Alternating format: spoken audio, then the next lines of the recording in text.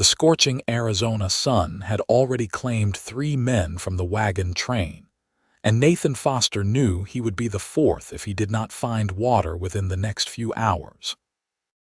His horse had collapsed 2 miles back, foam crusting its muzzle, and he had stumbled forward on foot through the Sonoran Desert with nothing but a nearly empty canteen and the foolish hope that he might reach Tucson before his body gave out entirely. The year was 1876, and the desert stretched endlessly in every direction, a sea of saguaro cacti and creosote bush that shimmered in waves of heat so intense they seemed to distort reality itself. Nathan had been riding dispatch for the army, carrying messages between Fort Huachuca and the territorial capital, when Apache raiders had scattered his small escort party 3 days prior. He had ridden hard to escape, choosing the wrong direction in his panic, and now he was paying the price for that mistake. His vision blurred as he crested yet another rise, expecting to see more of the same punishing landscape, but instead his knees buckled and he pitched forward onto the rocky ground. The impact should have hurt, but Nathan felt nothing except a distant recognition that he was dying. His lips were cracked and bleeding, his tongue swollen in his mouth. He had long since stopped sweating, which he knew meant his body had no moisture left to give. Through the haze of approaching death, he thought of his mother back in Virginia, who had begged him not to go west. He thought of the girl he had courted briefly in Richmond before the war, wondering what life might have been like if he had stayed. But those thoughts faded quickly, replaced by a spreading darkness that felt almost peaceful. Then there were hands on him, strong and sure, rolling him onto his back. A voice spoke in a language he did not understand, the words sharp and urgent. Water touched his lips, just a few drops at first, and Nathan tried to gulp it down desperately. The hands pulled the vessel away and the voice spoke again, more firmly this time. More water came, measured and careful, and Nathan forced his eyes open to see who was saving his life. A woman knelt beside him, her face partially shaded by the angle of the sun. She wore traditional Apache clothing, a long deerskin dress decorated with intricate beadwork, and her dark hair hung in 2 thick braids over her shoulders. Her eyes were the color of obsidian, fixed on him with an intensity that cut through his delirium. She spoke again, this time in heavily accented English. "You drink slow. Too fast, you die." Nathan managed a slight nod, and she allowed him another careful sip. The water was lukewarm but tasted sweeter than anything he had ever known. His mind began to clear slightly, enough to register the absolute absurdity of his situation. An Apache woman was saving his life in the middle of the desert, when by all rights she should have left him to die or killed him herself. Relations between the Apache and white settlers had been strained to the breaking point for years, with violence erupting regularly on both sides. "Why?" he managed to croak out, the single word scraping his raw throat. She did not answer immediately, instead producing a strip of cloth and wetting it from her water skin. She wiped his face gently, cleaning away the dust and dried blood from where he had fallen. Her movements were practiced and efficient, and Nathan realized she must have done this before, cared for someone suffering from the desert's cruelty. "My brother died like this," she finally said, her voice carrying an old pain. "White soldiers found him, left him with no water, no horse. I found him too late." She met his eyes directly. "I will not let another die this way if I can stop it." Nathan felt shame wash over him, hot and bitter despite his desperate condition. He wore the blue uniform of the United States Army, the same army that had been waging a brutal campaign against the Apache people for years. He was the enemy, yet here she was, choosing mercy over vengeance. "I am sorry," he whispered, "for your brother." She studied him for a long moment, as if trying to determine whether his words were genuine. Then she nodded once, curtly, and helped him sit up slowly. The world spun violently, and Nathan thought he might be sick, but she supported him with surprising strength until the dizziness passed. "Can you stand? We must move before the heat gets worse. My camp is not far." Nathan was not certain he could stand, but with her help he managed to get his feet under him. She was tall for a woman, coming up nearly to his shoulder, and her frame was lean and strong from a life lived in this harsh land. She slung his arm over her shoulders and began walking, half carrying him across the desert floor. Nathan tried to help, tried to make his legs work properly, but they felt like they belonged to someone else. They walked for what felt like hours but was probably less than 30 minutes. The woman, whose name he still did not know, never faltered despite bearing much of his weight.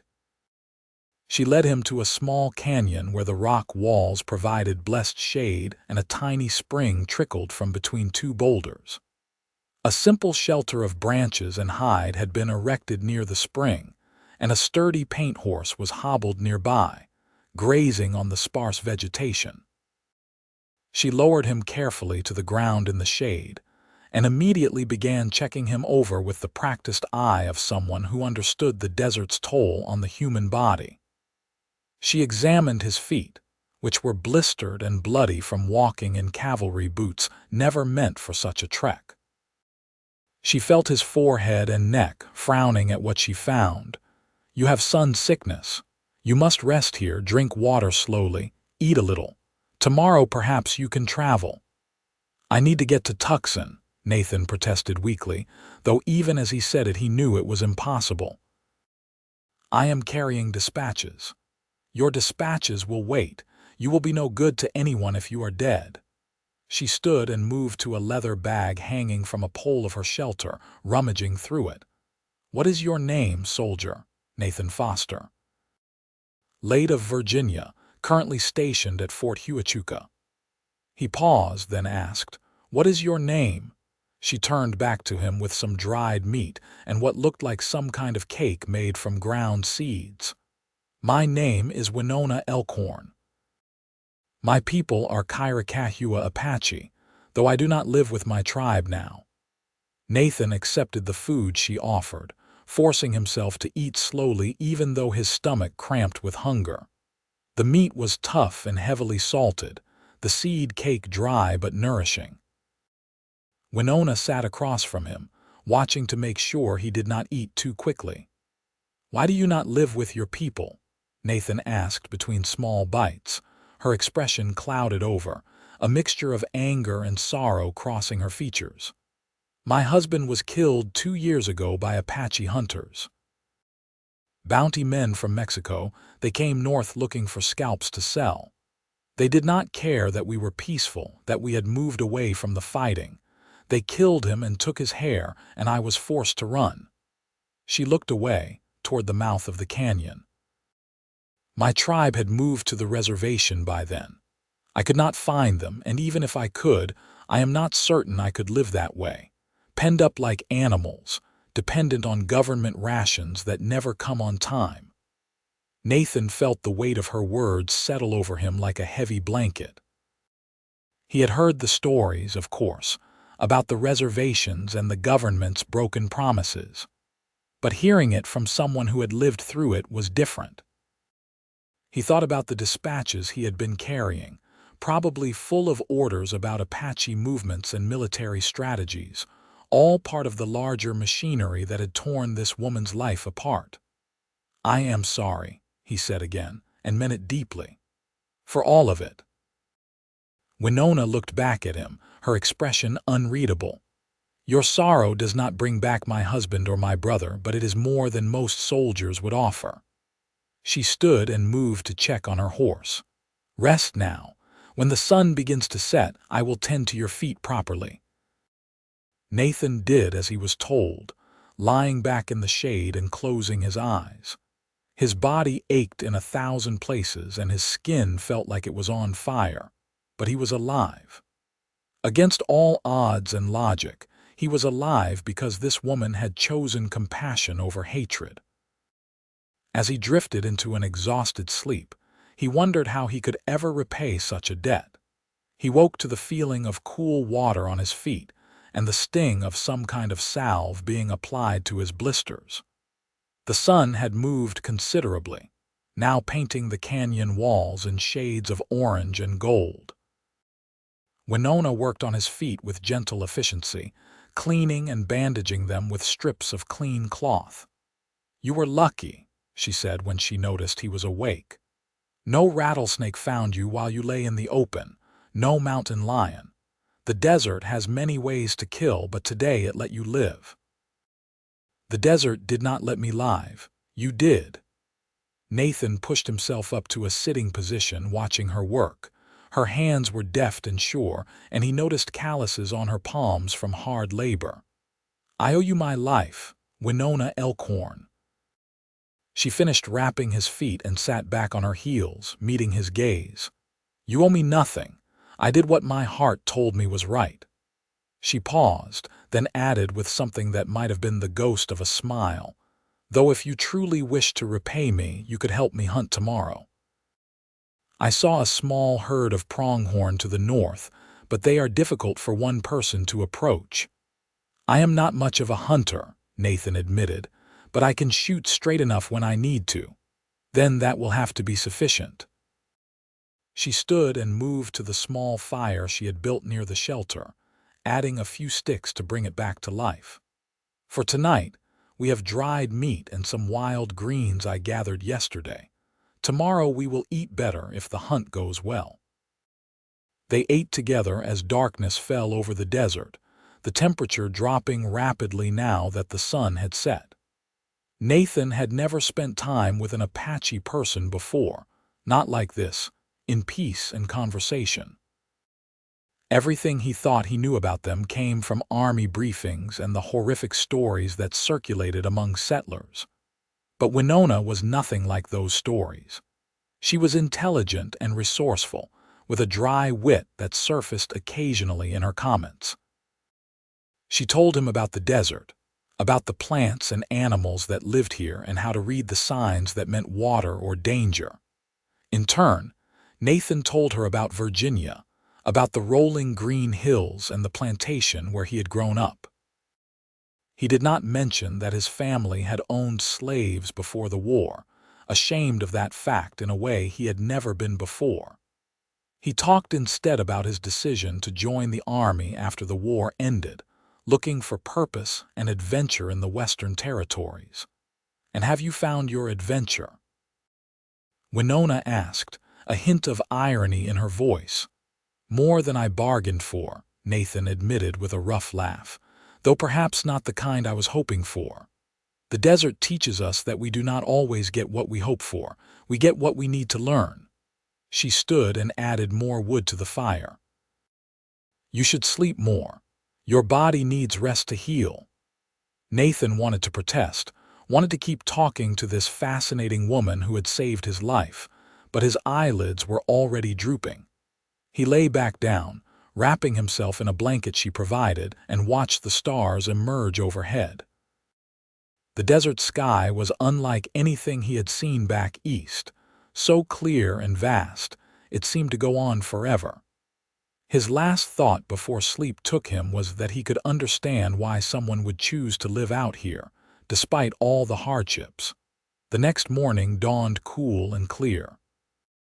Nathan felt considerably better, though his body was still weak and his skin felt tight where the sun had burned it.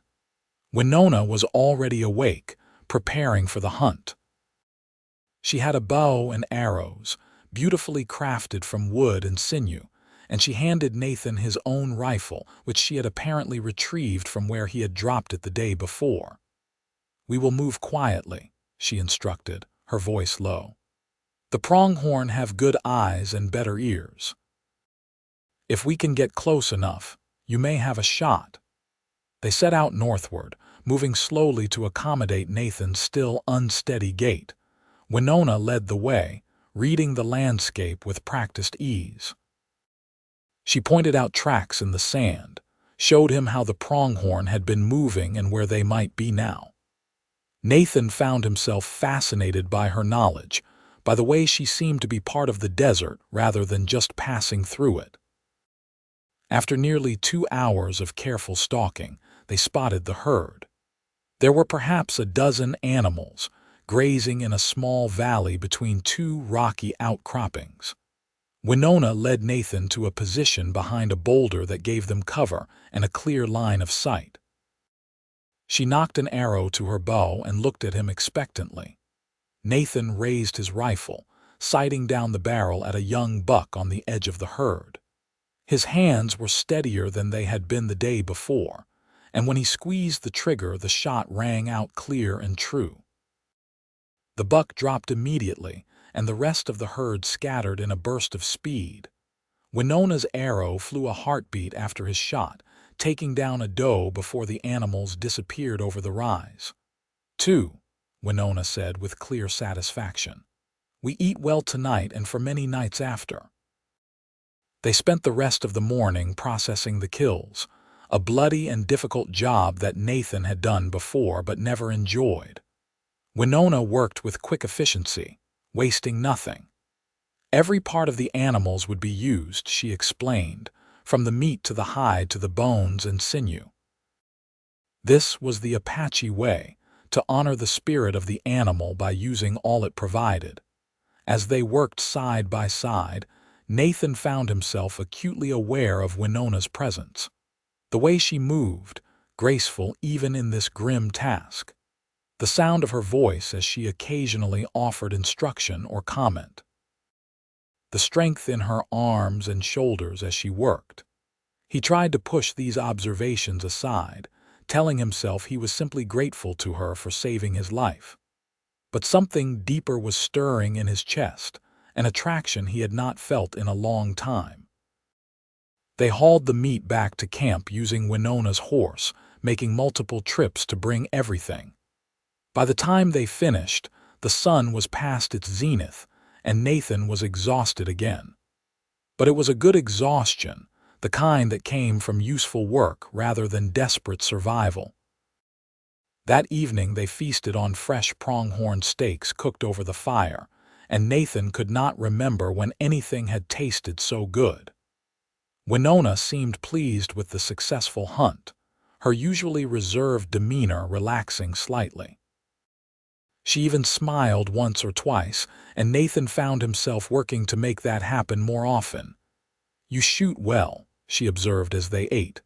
"Where did you learn?" "My father taught me when I was young." He believed every man should know how to hunt and shoot, even though we had servants who did most of that work. Nathan paused, then added, "He died during the war, pneumonia, not battle. I am sorry for your loss." Winona poked at the fire with a stick, sending sparks floating upward. "It is hard to lose a father. Did you lose yours?" "Many years ago. He was killed in a raid against the Mexican settlements to the south. I was very young, but I remember him." She was quiet for a moment, lost in memory. "He used to tell me stories about the old days, when the Apache people controlled all this land and did not have to hide or fight for every piece of it. I think he knew those days were ending, even then." Nathan felt the weight of history and injustice pressing down on the conversation. He was part of the force that had taken those lands, that had pushed Winona's people to the brink. Yet here they were, sharing a meal and each other's company, two people who should have been enemies. "What will you do?" he asked quietly. "After I am well enough to leave." "Will you stay out here alone?" Winona looked at him across the fire, her dark eyes reflecting the flames.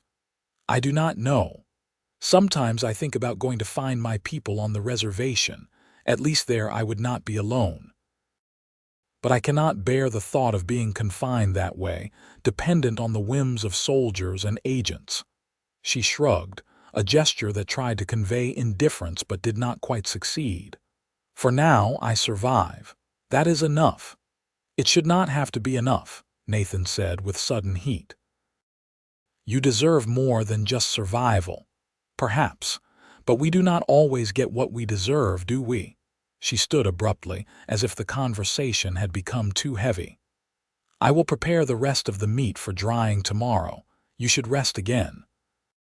Nathan watched her move away to tend to the horse, and he felt a frustration he could not quite name. He wanted to help her somehow, to make things right even though he knew that was impossible. One man could not undo decades of policy and warfare. But perhaps one man could make a difference in one woman's life. The idea that had been forming in his mind since the hunt crystallized into something concrete. He would stay. Not forever, perhaps, but long enough to help Winona in whatever way she would allow. Long enough to repay the debt of his life with more than just words and temporary assistance. And if he was being honest with himself, long enough to explore whatever this feeling was that had taken root in his chest. The next several days fell into a rhythm. Nathan regained his strength slowly, helping Winona with the daily tasks of desert living. They dried the pronghorn meat into jerky, treated the hides, and gathered water from the spring. They collected edible plants that Winona knew by sight and name, things Nathan would have walked past 100 times without recognizing. She taught him about the desert, patient with his ignorance and generous with her knowledge, and they talked. In the cool of the mornings and the quiet of the evenings, they shared their stories and their thoughts. Nathan learned about Apache culture, about the complex clan system, and the importance of family ties. Winona learned about the world beyond the territories, about cities and trains and all the changes sweeping across America. Sometimes their conversations touched on difficult topics, the violence and broken treaties that stood between their peoples. Other times they talked of simpler things, childhood memories and favorite foods and dreams for the future. Nathan felt himself falling, slowly but inexorably, in love with this strong, capable woman who had saved his life. He tried to fight it at first, knowing how impossible the situation was. Even if Winona returned his feelings, which he had no reason to believe she did, what kind of future could they have together? She would never be accepted in white society, and he would be shunned for choosing an Apache woman. The army would discharge him dishonorably. His family, what remained of it, would disown him completely.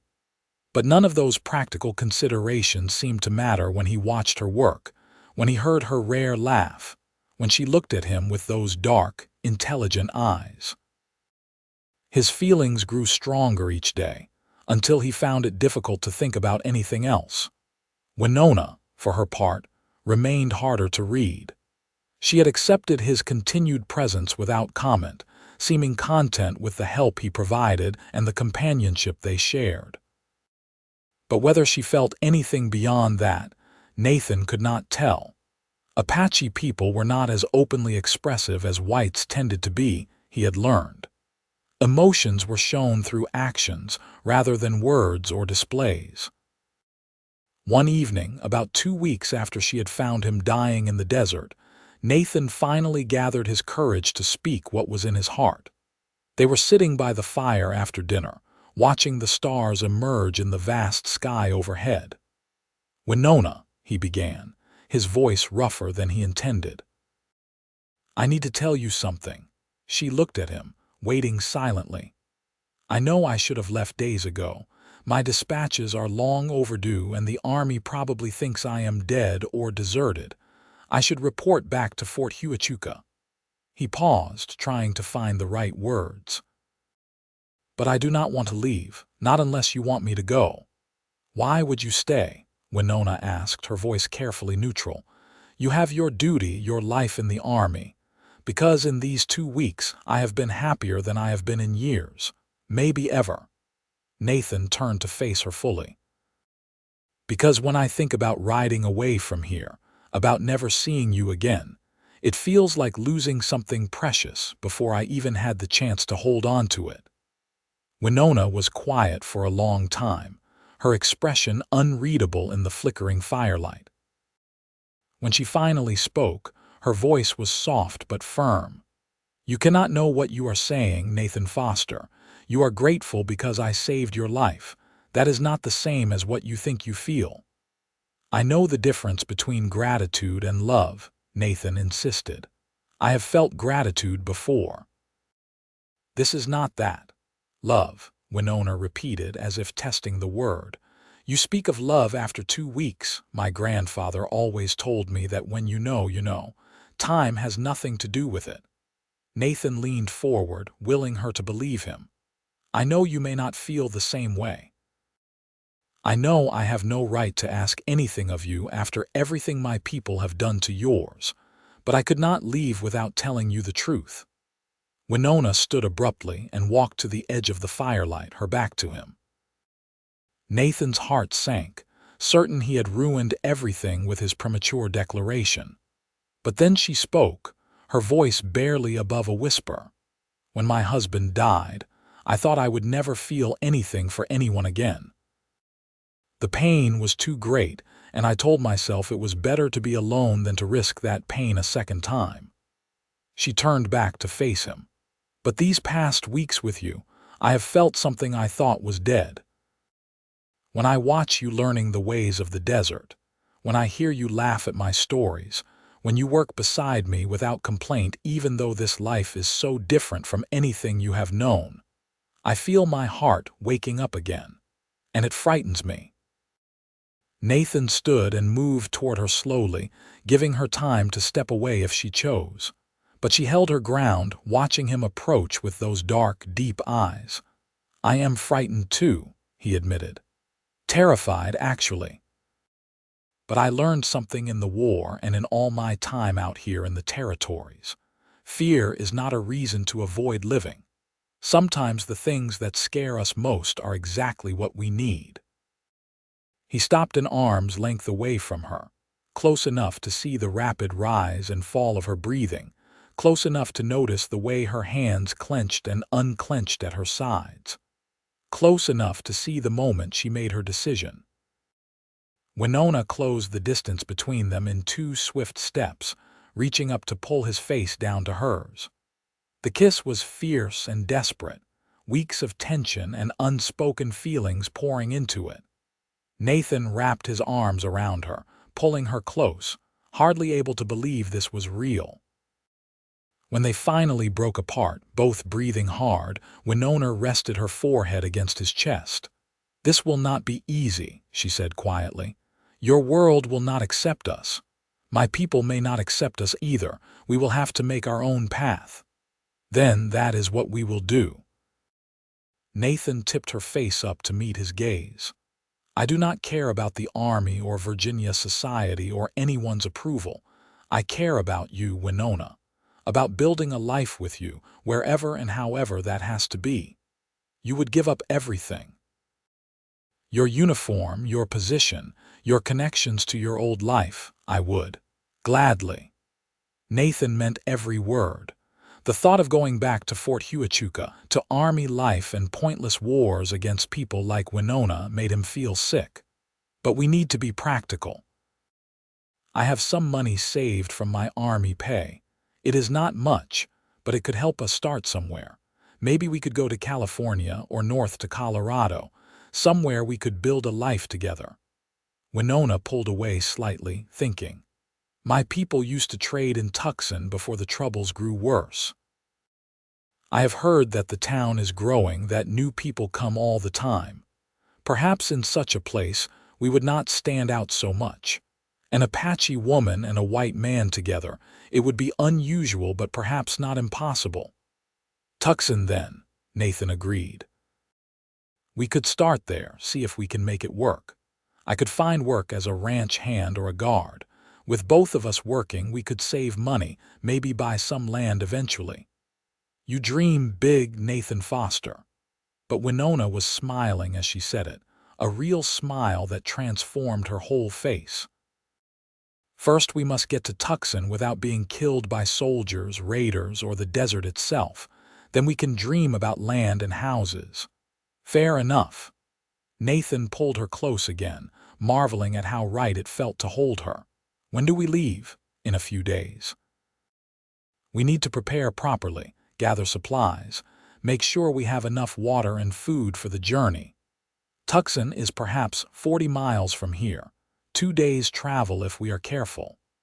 Those next few days were a flurry of preparation mixed with stolen moments of affection. Nathan found himself constantly drawn to Winona, needing to touch her hand or kiss her cheek, as if to reassure himself that this was real. She seemed equally affected, though she showed it in quieter ways. The way she would lean against him as they worked. The way her eyes sought him out whenever they were apart for more than a few minutes. The way she said his name, soft and fond, like it meant something precious. They made love for the first time 2 nights before their planned departure, in the shelter under the vast canopy of desert stars. It was tender and passionate and slightly awkward, 2 people learning each other's bodies and rhythms. Afterward, lying tangled together in the blankets, Winona traced the scars on Nathan's chest from his war days. "You have been hurt before," she observed quietly. "Nothing that did not heal." Nathan caught her hand and brought it to his lips. "What about you? Any scars I should know about?" "Many, but most of them you cannot see." She was quiet for a moment, then added, "My husband, he was a good man, but our marriage was arranged. I respected him, cared for him even, but I did not love him, not the way I think I could love you." "Think you could?" Nathan raised an eyebrow, teasing gently. Winona swatted his shoulder, but she was smiling. "I am not ready to say those words yet, Nathan Foster. Give me time." "I will give you all the time you need." He pulled her closer, breathing in the scent of her hair, smoke and sage and something uniquely hers. "I am not going anywhere." They set out for Tucson on a clear morning in late September, when the worst of the summer heat had finally broken. They rode Winona's paint horse together, Nathan behind her with his arms around her waist, their supplies packed carefully in saddlebags, and a travois they had fashioned to drag behind. Nathan had stripped off his army uniform, burying it deep in a crevice in the canyon. He wore simple civilian clothes now, a rough cotton shirt and canvas pants that Winona had somehow acquired. Without the uniform, he felt lighter somehow, freed from the weight of duty and obligation. The journey to Tucson was uneventful, which they both counted as a blessing. They saw distant dust clouds that might have been riders but never came close enough to identify. They rationed their water carefully and traveled in the cooler hours of dawn and dusk, resting during the heat of the day. Nathan found himself constantly alert for danger, protective of Winona in a way that surprised him with its intensity. She seemed amused by his vigilance but did not discourage it. They reached the outskirts of Tucson on the evening of the second day, both exhausted and covered in trail dust. The town had grown considerably in recent years, swelled by miners, ranchers, and settlers drawn by rumors of opportunity. Adobe buildings lined wide dirt streets, and the sound of piano music drifted from several saloons. Mexican, Apache, American, and Chinese residents mixed in the streets, creating a multicultural atmosphere that was uniquely Southwestern. Winona led them to a small adobe house on the edge of town, explaining that it belonged to a Mexican family who had befriended her late husband years ago. The family, the Rodriguezes, welcomed them with surprising warmth. Once Winona explained the situation in a rapid mixture of English and Spanish. Senora Rodriguez, a round woman with kind eyes and graying hair, immediately ushered them inside and began preparing food while her husband, a lean man with a weathered face, helped them settle their horse in the small stable behind the house. Over dinner that night, sitting around a rough wooden table with the Rodriguez family, Nathan and Winona explained their plan to settle in Tucson. Senor Rodriguez listened thoughtfully, occasionally exchanging glances with his wife. "It will not be easy," he said finally, his English heavily accented but clear. "People talk, they judge. A white man with an Apache woman, it will cause problems." "We know," Nathan said firmly, "but we are willing to face those problems together. You love her." Senora Rodriguez asked bluntly, fixing Nathan with a penetrating stare. "Yes, madam, more than anything." The older woman looked at Winona. "And you, Nina, you love him." Winona hesitated for just a moment, then reached over and took Nathan's hand. "Yes, I love him." It was the first time she had said those words, and Nathan felt his heart swell almost painfully in his chest. He squeezed her hand, unable to stop the broad smile that spread across his face. Senora Rodriguez nodded, satisfied. "Then you will make it work." "Love is stronger than prejudice if you do not let the world crush it." She stood and began clearing plates. "You can stay here for a few days while you find work and a place to live, but you must find something quickly. We cannot afford to house you long." "We understand, and we are grateful," Winona said sincerely. "We will not impose on your kindness any longer than necessary." The next morning, Nathan set out to find work. He tried several ranches and businesses, but as soon as word spread that he was living with an Apache woman, doors began to close. Some employers were openly hostile, others simply uncomfortable. By the end of the first week, Nathan was growing desperate and frustrated. Their small savings were dwindling fast, and he could not expect the Rodriguez family to continue housing and feeding them indefinitely. It was Winona who finally found a solution. She had been visiting the marketplace each day, selling some of the craft work she had brought from her canyon camp. One afternoon, she returned to the Rodriguez house with surprising news. "There is a man, an American named Samuel Hartford. He owns a freight company that runs goods between Tucson and the smaller settlements to the south. His regular guard was killed last month by bandits, and he is having trouble finding a replacement."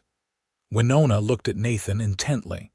"I told him about you, about your Army experience. He wants to meet you tomorrow." Nathan felt a surge of hope, tempered by caution. "Did you tell him about us?" "About you and me. I told him the truth, that we are together, that we plan to marry." Winona lifted her chin slightly, defiant. "He said he did not care about that. He cares about whether you can shoot straight and keep his wagons safe." The meeting with Samuel Hartford went better than Nathan dared hope. Hartford was a gruff man in his 50s, with a salt and pepper beard and shrewd eyes that seemed to miss nothing. He questioned Nathan extensively about his military service and his shooting skills, then offered him a test. "I've got a wagon heading out to Sonwita tomorrow, carrying supplies for the ranches down there. Ride along, help my driver keep the cargo safe. If you do well, the job is yours. Pays $30 a month plus a bonus for any trouble you successfully handle." $30 a month was decent money, enough for him and Winona to rent a small place and save a little besides. Nathan agreed immediately. The trip to Sonwita and back took 4 days and was tense but ultimately successful. They encountered a group of men who looked like they might be considering an ambush, but Nathan's visible readiness with his rifle convinced them to look for easier prey. Hartford was pleased with his performance and officially hired him on the spot. With steady income secured, Nathan and Winona were able to rent a small adobe house on the outskirts of Tucson. It was modest, just 2 rooms and a packed earth floor, but it was theirs. They moved in with almost no possessions, but both were used to living simply. What mattered was that they had a place to build a life together. They were married in a simple ceremony performed by a circuit judge who came through Tucson once a month. It was not a traditional wedding by any cultural standard, Apache or white, but it was legal and binding. The Rodriguez family stood as witnesses, and Senora Rodriguez cried happy tears throughout the brief proceedings.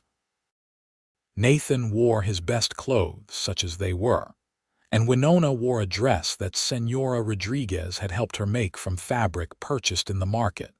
Simple blue cotton that somehow made her look more beautiful than any fancy gown could have.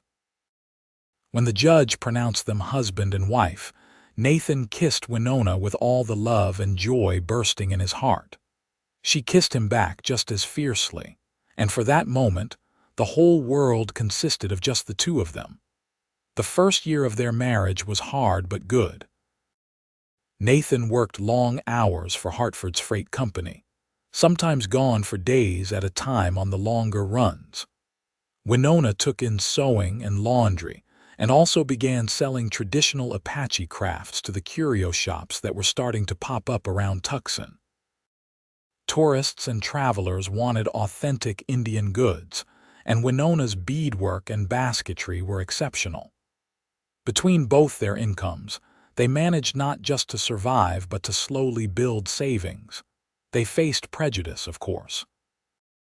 Some people in Tucson refused to do business with them or cross the street to avoid walking past them. There were slurs muttered just loud enough to be heard, ugly words about race mixing and savages. Twice in that first year, Nathan had to defend Winona physically when drunk men got aggressive. He tried to use words first, but when words failed, he was not afraid to use his fists. He took a beating in one fight, coming home with a black eye and split knuckles, but Winona tended his wounds with gentle hands and fierce pride in her eyes. "You did not have to fight for me," she said as she cleaned the blood from his face. "Yes, I did. You are my wife. I will always fight for you." Nathan caught her hand and held it. "Besides, he insulted your honor. I could not let that stand. My honor." Winona smiled slightly. "Such a white concept. Maybe, but it is my concept and it includes you now." Despite the challenges, they were happy.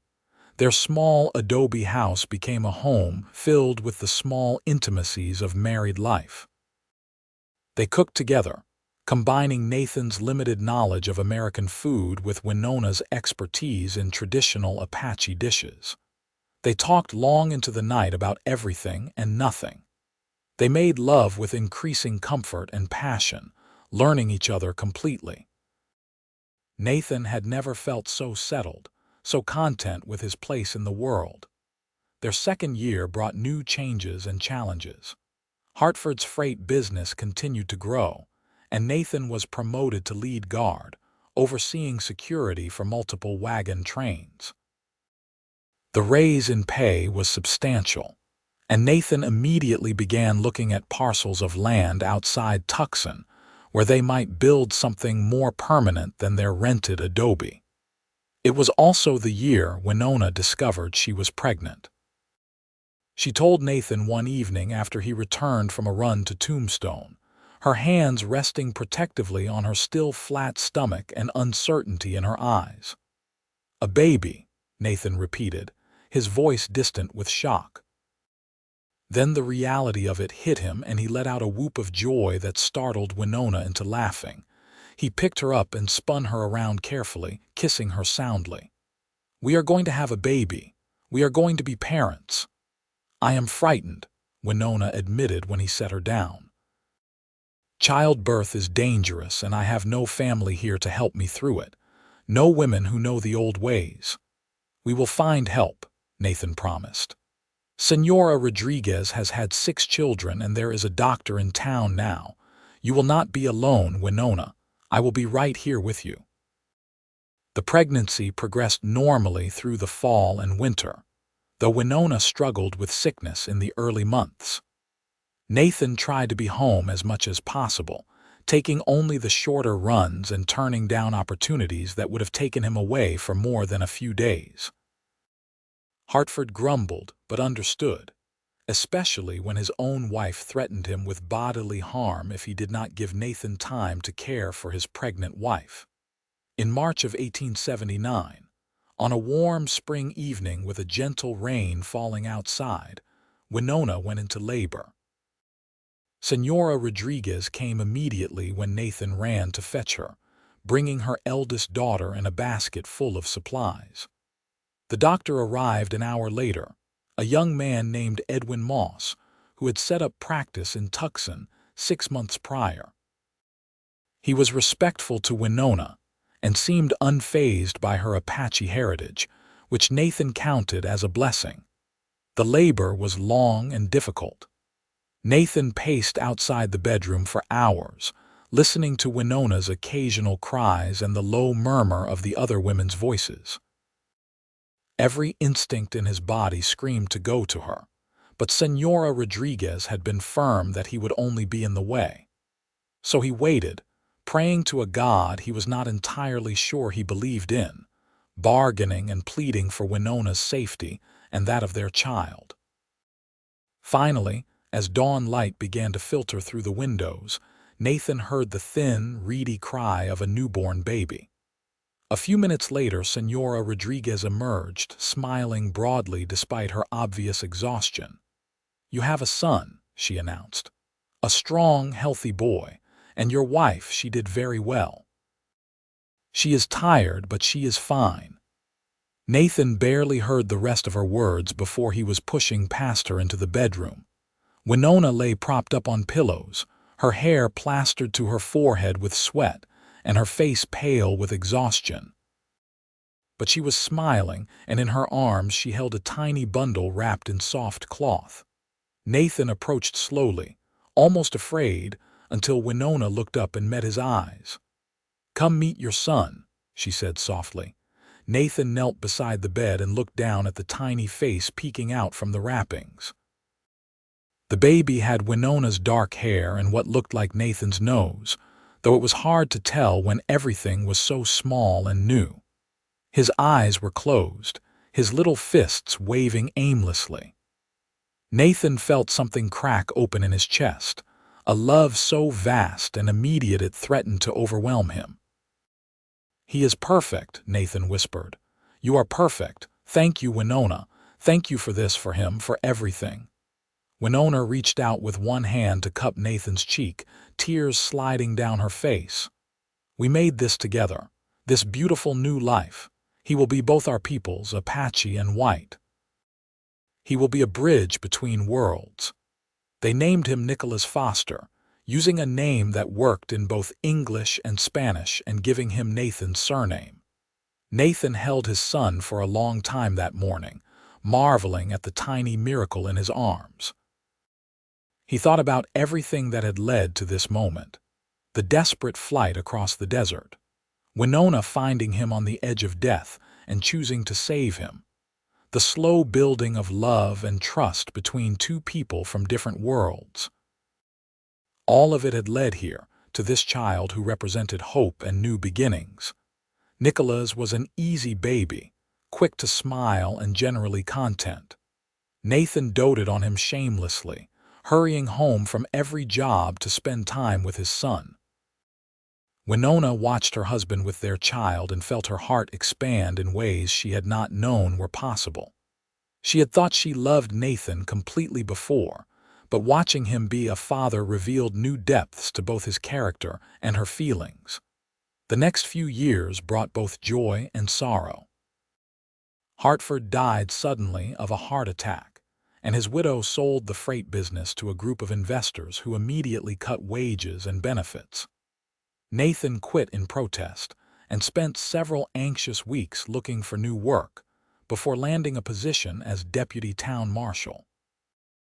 It paid less than the freight work had, but the hours were more predictable, and he was home every night with his family. Winona's craft business continued to grow.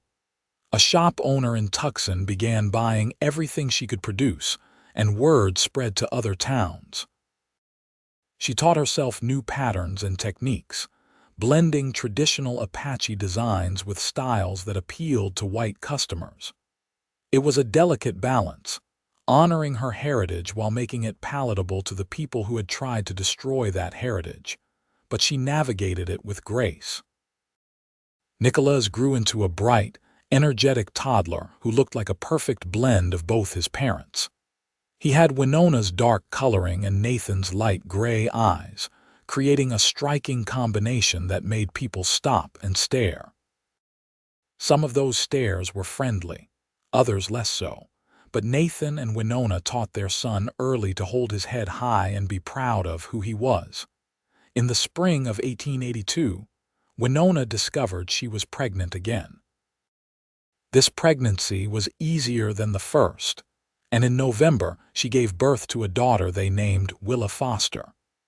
She had Nathan's lighter coloring but Winona's delicate features, and from the moment she was born, she wrapped her father around her tiny finger.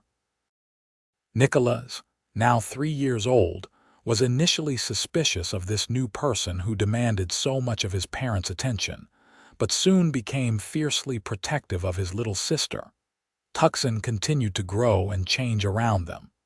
The railroad arrived in 1880, bringing more settlers and commerce. The town modernized rapidly, gaining proper schools and churches and civic buildings.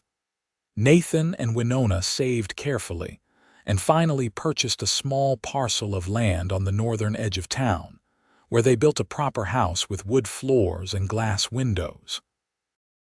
It was not large or fancy, but it was solid and permanent, a symbol of everything they had accomplished together. The Apache wars that had raged for so long were winding down. Geronimo surrendered in 1886, and most of the remaining Apache bands were forced onto reservations. It was a bitter time for Winona, knowing that her people's way of life was ending. She tried to teach her children about Apache culture and history, wanting them to understand that part of their heritage even as the world tried to erase it.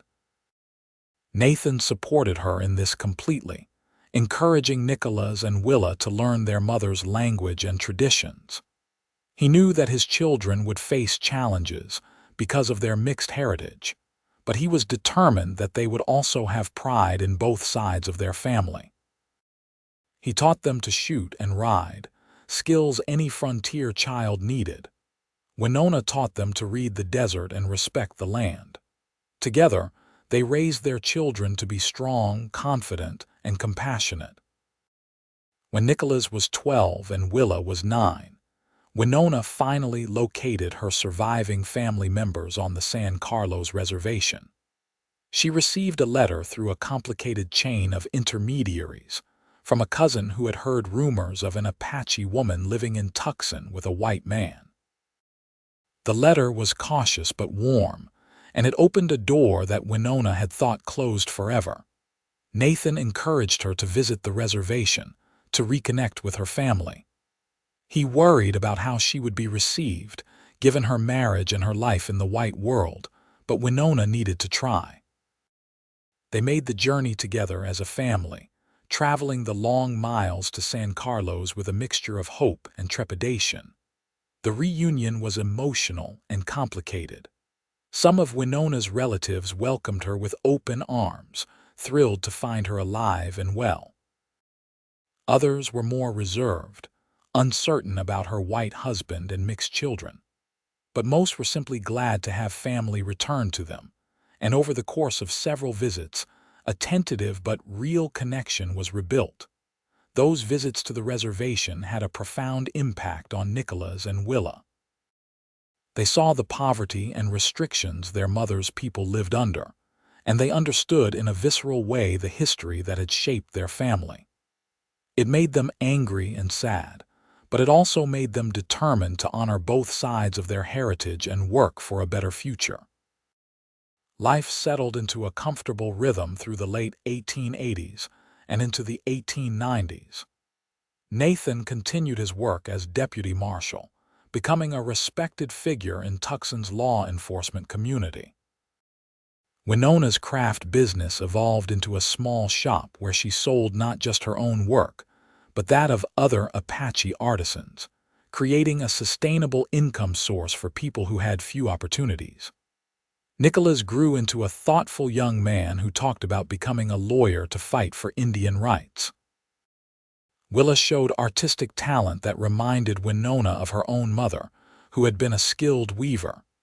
In 1894, Winona became pregnant unexpectedly at the age of 42. The pregnancy was difficult, and both she and Nathan worried constantly about her health. But in the spring of 1895, she gave birth to another son, whom they named Nathaniel Foster.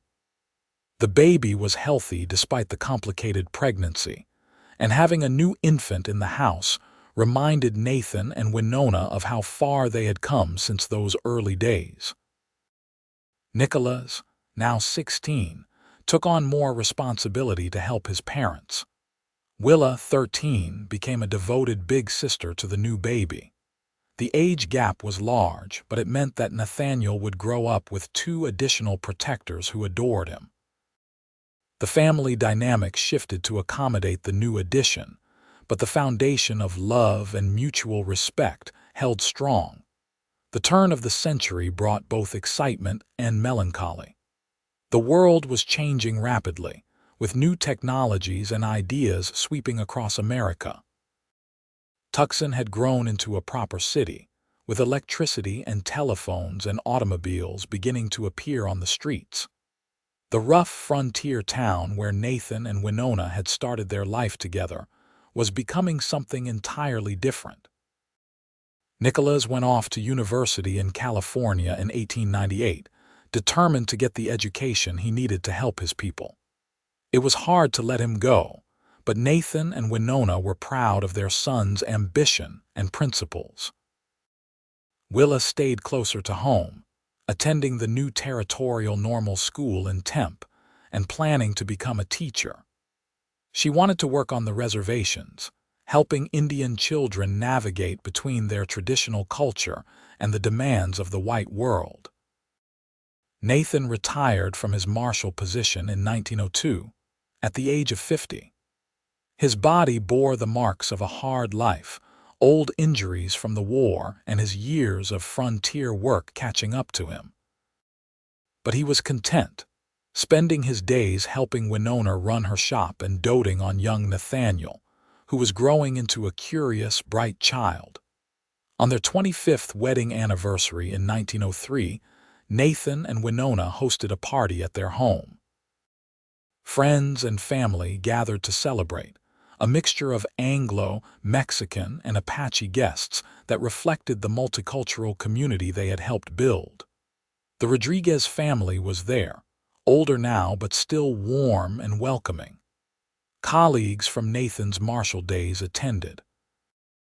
Winona's cousins made the long trip from San Carlos. And their children, Nicholas home from university with his new law degree, Willa teaching at a reservation school, and Nathaniel running around with the other youngsters, represented the future they had worked so hard to build. As the party wound down and the guests began to leave, Nathan found Winona standing on the porch of their home, looking out at the desert landscape that stretched beyond the growing city. He joined her, slipping an arm around her waist. 25 years, he said softly.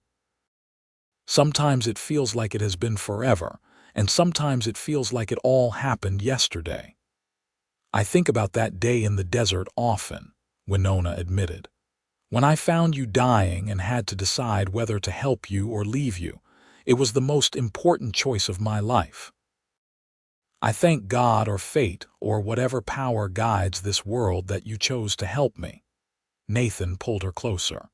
Everything good in my life came from that moment. You gave me life twice. Once when you saved me from the desert, and once when you agreed to share your life with me. You repaid that debt long ago, Winona said, turning to look up at him. You gave up everything for me. Your career, your connection to your old life, the easy path. You chose the hard road because I was on it. It was never a hard road if you were walking it with me. Nathan kissed her temple gently. I love you, Winona. I have loved you since those early days in the canyon, and I will love you until the day I die and beyond. And I love you, Nathan Foster. My stubborn, brave, foolish white man who stole my heart when I thought I had nothing left to give. Winona smiled, that rare, beautiful smile that still made Nathan's heart skip a beat. We have built something good here. A family, a life, a small piece of the world that accepts love over prejudice. That is worth more than any fortune." They stood together watching the sunset paint the desert in shades of orange and gold, comfortable in the silence that came from decades of shared experience. Inside the house, they could hear Nathaniel laughing at something Nicholas had said, and Willa's voice joining in. The sounds of their family, of the life they had built against all odds. The years continued to pass, bringing the usual mixture of joy and sorrow that makes up any long life. Nathan's health declined slowly but steadily, his body finally demanding payment for all the hard years of frontier living. Winona developed arthritis in her hands, making her detailed beadwork increasingly difficult. But they faced these challenges together, supporting each other through the difficult times and celebrating the good ones. They became grandparents in 1906, when Nicholas married a young lawyer he met in San Francisco and had a daughter the following year. Willa married in 1908, choosing a teacher she worked with on the reservation, and soon added 2 more grandchildren to the growing family. Nathaniel, perhaps because of the large age gap with his siblings, remained at home longer, attending the new University of Arizona in Tucson and pursuing a degree in education. In the summer of 1912, Nathan and Winona celebrated their 34th wedding anniversary with a quiet dinner at home, just the 2 of them and young Nathaniel, who was home from university on summer break. Nathan had been feeling poorly for several weeks, a persistent cough that would not clear and a weariness that went bone deep. But he insisted on marking the occasion, wanting to honor the woman who had been his partner and love for over 3 decades. After dinner, Nathaniel tactfully excused himself to visit friends, leaving his parents alone. Nathan and Winona sat on the porch in the warm evening air, holding hands and watching the stars emerge in the darkening sky. "Do you remember what you said to me that first night after you found me in the desert?" Nathan asked, his voice rough from coughing. "I said many things. Which words do you mean? You told me that the desert teaches us we do not always get what we hope for. We get what we need to learn." Nathan squeezed her hand gently. "I have thought about that often over the years. I came to the territories looking for adventure and purpose. I thought I would find meaning in army service, in upholding the law, in taming the frontier. And did you find meaning in those things? No. I found meaning in you, in us, in building a family and a life that honored both our peoples and tried to build bridges between them." Nathan turned to look at her, his gray eyes soft with emotion. "The desert taught me that love is the only adventure worth having. That the greatest purpose is to care for the people who matter most. That the real frontier is not land to be conquered, but hearts to be opened." Winona felt tears slip down her cheeks, decades of love and shared experience welling up inside her. "You have always had a way with words, Nathan Foster. Even when you were half dead from desert fever, you spoke with such conviction." "I meant every word then, and I mean every word now." Nathan coughed, a deep rattling sound that worried Winona, but when he continued, his voice was steady. "If I had one more life to live, I would choose this exact path again. Every struggle, every challenge, every moment of joy and sorrow, all of it, because it led me to you and kept me by your side." "You are talking like you are saying goodbye," Winona said, fear creeping into her voice. "Like you are leaving me." "Not yet. Not today." Nathan lifted her hand to his lips and kissed it softly. "But we both know I do not have much time left, my love. This body has carried me far and through much, but it is wearing out. When that day comes, I do not want you to grieve too deeply. I want you to remember that I lived a full life, richer than I ever deserved, and I died a happy man because you loved me." Winona could not stop the tears now, could not pretend that everything was fine. I cannot imagine this world without you in it. You are the other half of my soul, Nathan. When you go, you take part of me with you. Then hold tight to what remains. Hold tight to our children and grandchildren. Hold tight to the life we built and the love we shared. Let that be my legacy, not grief and loss. Nathan pulled her close, ignoring the protest of his tired body.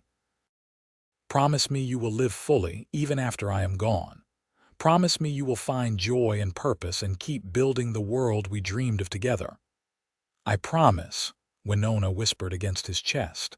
But you must promise to fight. Do not give up yet. We still have time. I promise to fight for every moment I can have with you. Every sunrise, every dinner, every quiet evening on this porch. I will fight for all of it until I have no fight left. Nathan kissed the top of her head, breathing in the familiar scent of her hair.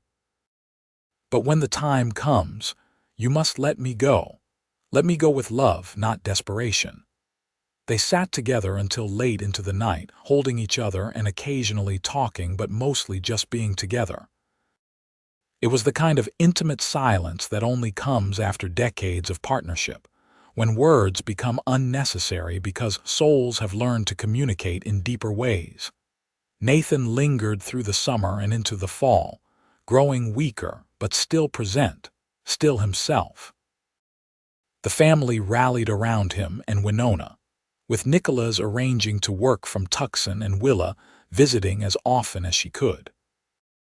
The grandchildren came to visit their grandfather, and Nathan spent hours telling them stories about the old days, about how he met their grandmother, about the wild frontier they would only know from history books. On a cool October morning in 1912, Nathan died peacefully in his sleep with Winona beside him. He was 60 years old, which was a respectable age for a man who had lived such a hard life. Winona woke to find him still and quiet, his face peaceful in a way it had not been for months. She held him for a long time, tears streaming silently down her face, grieving the loss while also feeling grateful that he had died without pain or fear. The funeral was well attended, a testament to the life Nathan had lived and the respect he had earned in Tucson.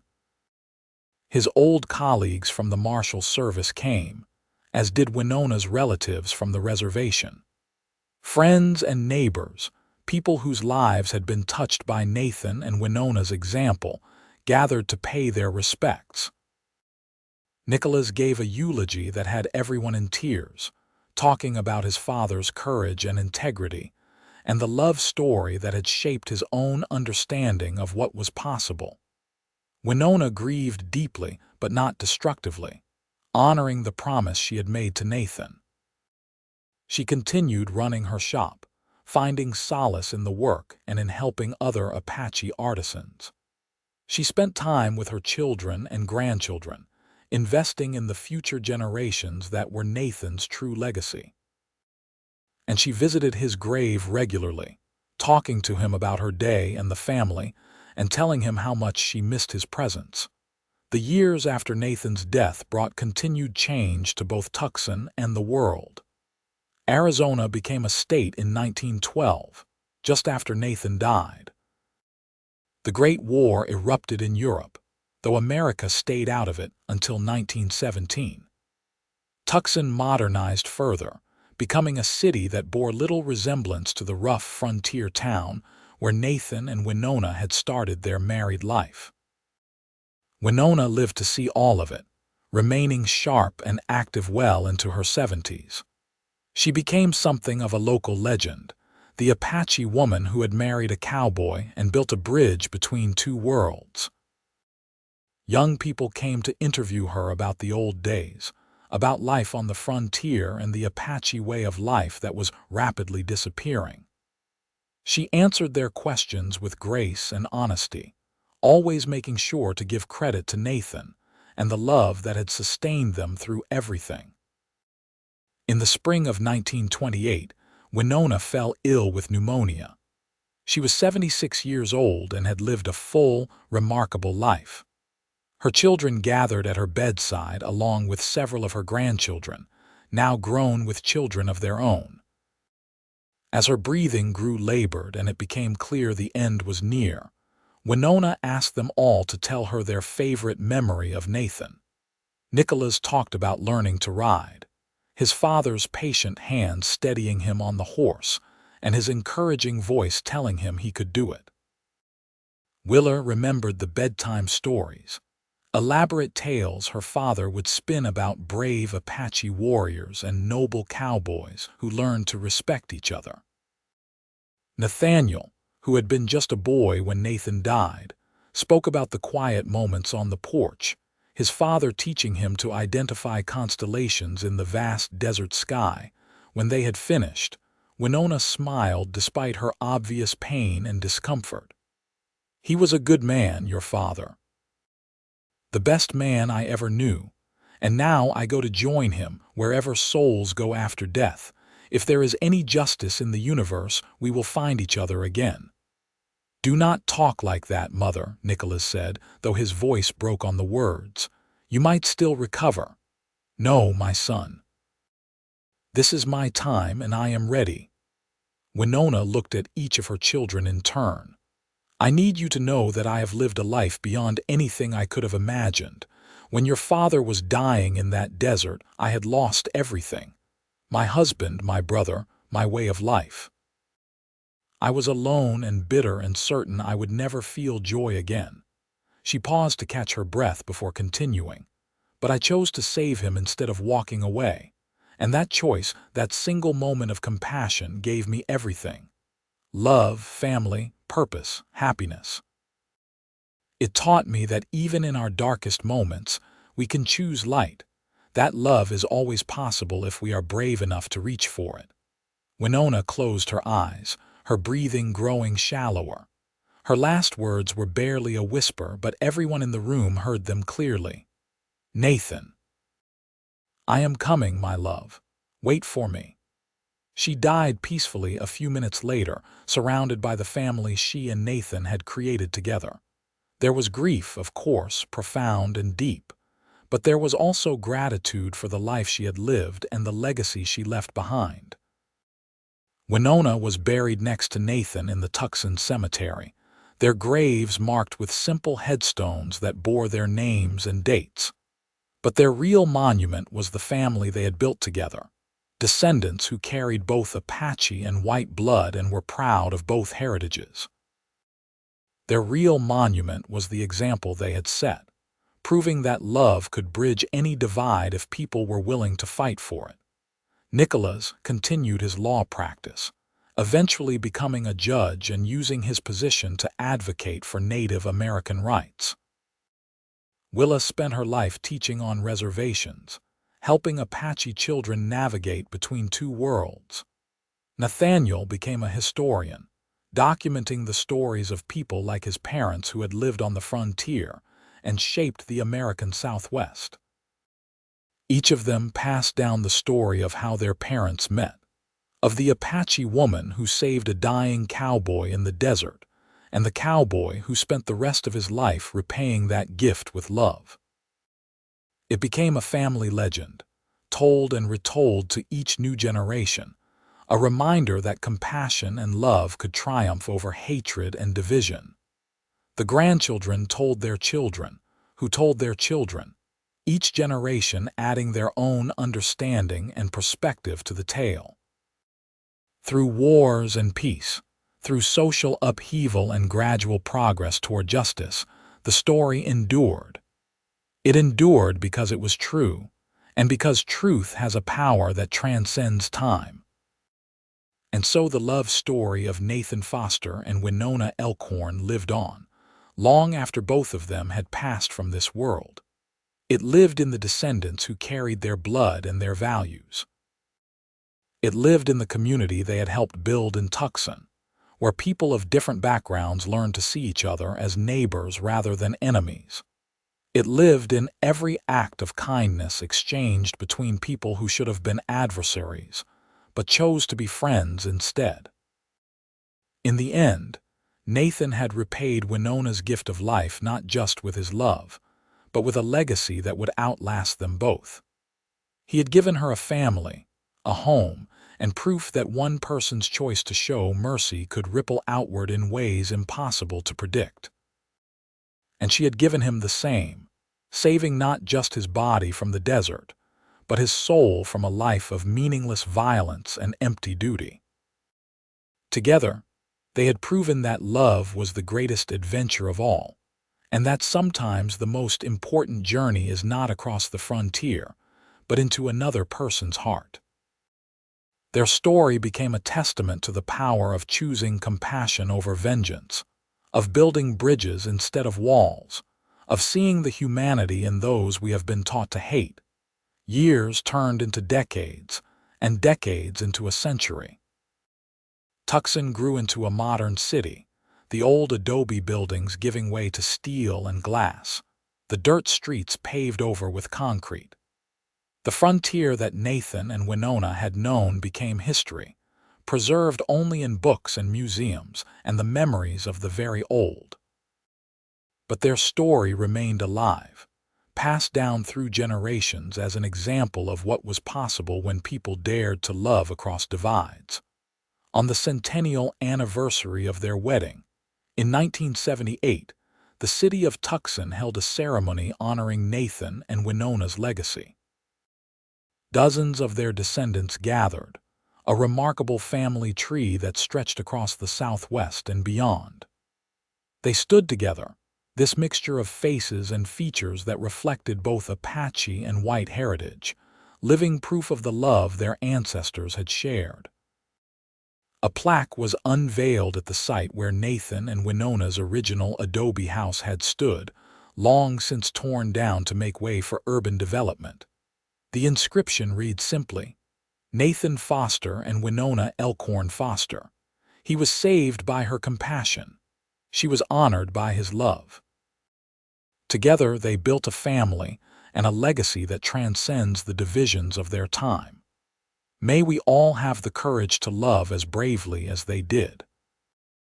The ceremony was attended by politicians and historians, by Apache tribal leaders and community activists, by people who had never met Nathan and Winona, but were moved by their story. Speeches were given about the importance of reconciliation and understanding, about the power of individual action to change the course of history, about the enduring nature of love.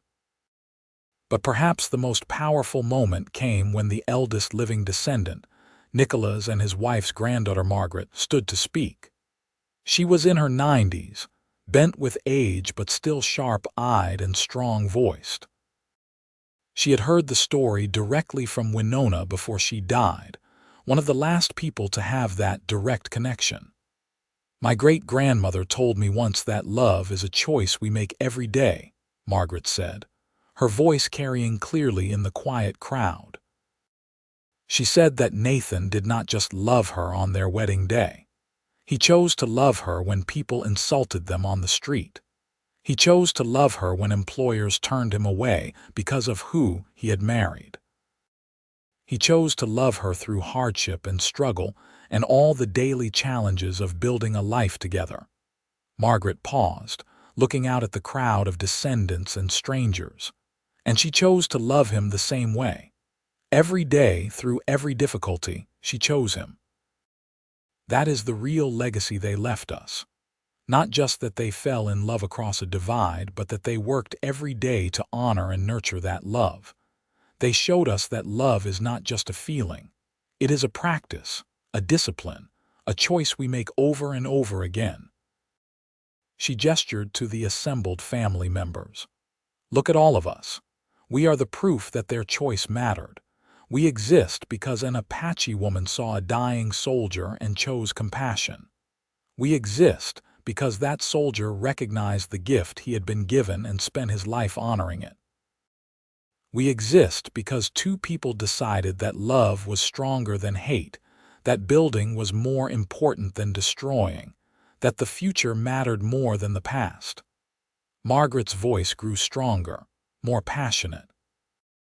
"In a world that keeps trying to divide us by race, by culture, by 1,000 different categories, we are living proof that those divisions are illusions. We are all one family, descended from two people who should have been enemies but chose to be partners instead. That is the world Nathan and Winona tried to build. That is the world we must continue building in their honor. The crowd erupted in applause, many people openly crying. The descendants embraced each other, celebrating not just their famous ancestors, but the ongoing reality of the family they had created. In that moment, the spirit of Nathan and Winona seemed to hover over the gathering, a presence felt if not seen, a reminder that love's work is never finished but must be renewed in each generation. The ceremony concluded with a traditional Apache blessing performed by tribal elders who had traveled from the San Carlos Reservation, the same reservation where Winona had reconnected with her family so many years ago. They sang in the old language, their voices rising and falling in patterns that had existed long before white settlers came west. It was a way of honoring Winona's heritage while acknowledging the complex reality of her life and choices. As the sun set over Tucson that evening, painting the sky in the brilliant colors that the desert does so well, the family gathered for a private dinner. They shared memories and stories, each person adding their piece to the larger tapestry of family history. They laughed and cried and argued and embraced, doing all the messy, beautiful things that families do. And in all of that noise and love and life, the legacy of Nathan Foster and Winona Elkhorn lived on. Not just as a historical footnote or an interesting story, but as a living reality embodied in the people who carried their blood and their values forward into an uncertain future. The cowboy who had been saved by an Apache woman in the desert had indeed spent his life repaying her with love. But more than that, he had helped her build something that would outlast them both, something that would continue to ripple outward through time, touching lives and changing hearts in ways they could never have imagined when they first found each other in that harsh and beautiful desert landscape. Their story had a happy ending, not because everything was perfect or easy, but because they had loved each other fully and built something meaningful together. They had taken the gift of life and love and transformed it into family, into community, into hope for a better world. And in doing so, they had achieved a kind of immortality that had nothing to do with fame or fortune, and everything to do with the enduring power of love to transcend all boundaries. In the end, that is all any of us can hope for: to love and be loved, to build something good in the world, to leave behind people who carry our values forward into the future. Nathan and Winona achieved all of that and more. Their love story became legend, but the legend was rooted in the daily reality of two people who chose each other every day for the rest of their lives. And that choice, repeated over decades in 1,000 small moments, changed not just their own lives but the lives of everyone who came after them. The desert had nearly killed Nathan Foster in the summer of 1876, but it had also given him the greatest gift of his life in the form of Winona Elkhorn. And together, they had proven that even in the harshest landscape, even across the deepest divides, love can not only survive but flourish, creating beauty and meaning and hope for generations to come. That was their gift to the world, and it was more than enough.